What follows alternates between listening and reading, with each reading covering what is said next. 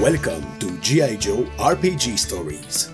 In this podcast, I present after-action reports based on our game sessions playing the G.I. Joe role-playing game by Renegade Game Studios. I am David Martel, the Game Master, and this is episode 107, Northern Exodus. Something strange was happening in Mexico.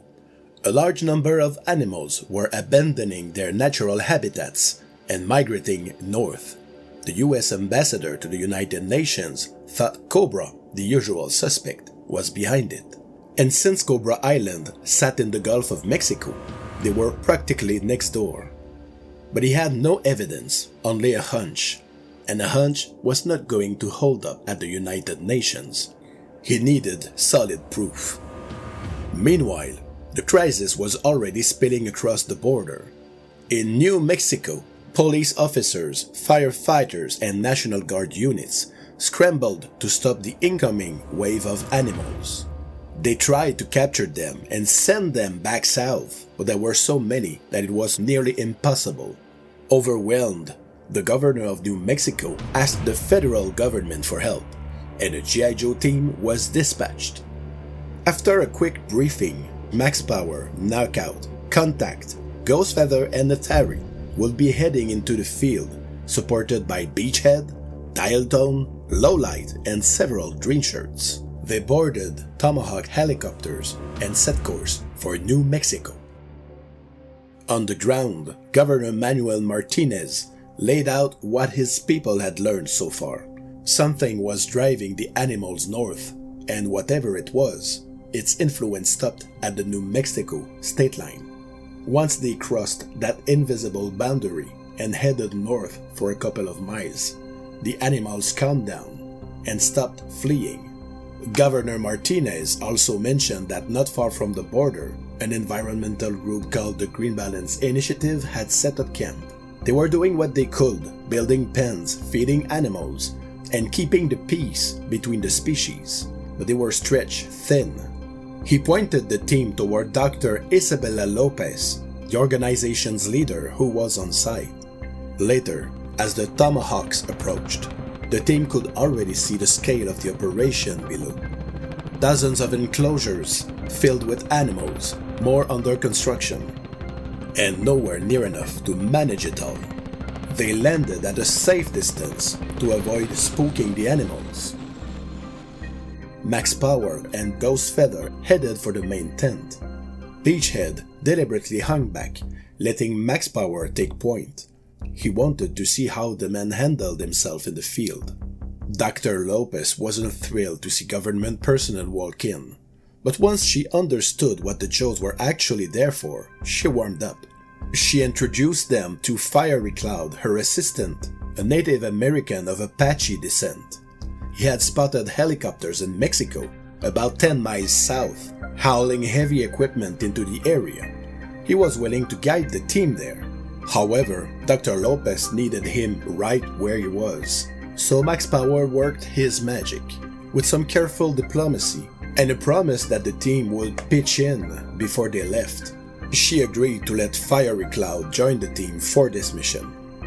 Outside, the rest of the team was already earning their keep. Contact and Knockout, with help from the green shirts, were putting up new enclosures. Atari and Dial Tone had taken a different approach, building a detection device to figure out what was actually driving the animals north. Then, a bison got restless. The agitation spread fast through the nearby pens. Ghostfeather stepped in. His father was Apache, his mother a Tlingit from Western Canada, and that heritage gave him a deep instinctive connection to animals. He put his animal handling skills to work, moving slowly and speaking calmly to the animal until his intentions were clear. The bison settled, and then the others followed. Just then, Atari and Dial Tone got their answers. Their device had picked up a pulsating electromagnetic wave originating 9 to 12 miles south in Mexico. The team had a real target.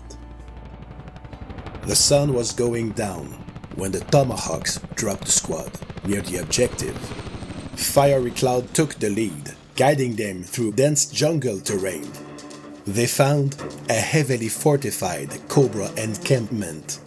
A surface-to-air missile launcher ruled out any aerial assault, while at the center of the camp sat a generator connected to the device producing electromagnetic waves. Guards were also posted throughout the perimeter. A frontal assault was out of the question. They would have to wait for dark. Hours later, as the team moved in, Knockout caught a familiar sound, the distinct whirring of Cobra Hunter-killer drones. He called it out. The team adjusted and lost the element of surprise, but at least they weren't surprised themselves. While some of them advanced, Beachhead held back with the green shirts, ready to move on command. Lowlight, who was posted on a nearby cliff, settled behind his scope, ready to pick any target. Then Knockout did what Knockout does. He charged straight in. But he quickly realized that it was not his smartest call. Cobra forces converged on him fast, and then the hidden laser turrets came online. The whole field lit up. Contact answered with suppressive fire. His heavy machine gun was keeping heads down. Beachhead repositioned himself near the missile launcher to support Contact and Knockout. Meanwhile, Ghostfeather slipped into position and focused on a bunker where a Cobra officer was running the turrets without hitting anyone. If it had been a Televiper manning those controls, the story would have ended very differently, but it was what it was. Next time, it's gonna be a Televiper. The sniper quietly took the officer out. With the turrets down and Cobra's defense unraveling, Max Power made his move and planted C4 on the device. As the Joes retreated to the jungle, the charge detonated, stopping the defenders in their tracks. The electromagnetic pulse generator was destroyed, and the animal migration crisis was over. The Joes were leaving with photographic evidence clearly linking Cobra to the whole operation. At the United Nations, the ambassador finally had his proof. The Security Council responded swiftly, and temporary sanctions were imposed on Cobra Island. You have reached the end of this report. If you would like to know more, but don't want to wait for the next episode to drop, you can visit my blog at gijoRPGstories.wordpress.com. And if you like these narrated stories, please be sure to like and subscribe. Comment to let me know what you think, and spread the word to help me reach more fans. Until next time, this is David Martel, signing off.